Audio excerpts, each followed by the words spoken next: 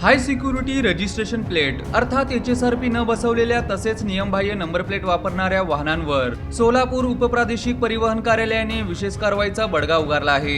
1 जुलै ते 30 जुलै या कालावधीत राबवण्यात आलेल्या विशेष तपासणी मोहिमेत तब्बल 770 वाहनांवर कारवाई करण्यात आली। यात 7,79,000 रुपयांचा दंड आकारण्यात आला आहे। त्यापैकी 80,000 रुपयांचा दंड वसूल करण्यात आला आहे।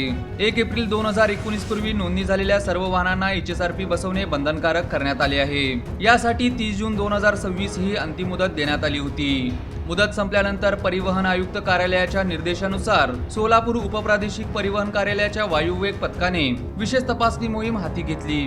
उपप्रादेशिक परिवहन अधिकारी विजय पाटील यांनी सांगितले की अद्याप HSRP न बसवणाऱ्या वाहनधारकांना परिवहन विभागाच्या विविध ऑनलाईन सेवांचा लाभ घेता येणार नाही। वाहन हस्तांतरण, पत्ता बदल, वाहनांवरील कर्जाची नोंद चढवणे किंवा कमी करणे, वाहनाची पुनर्नोंदणी तसेच परवान्याचे नूतनीकरण यासारख्या सेवांवर निर्बंध राहणार आहे।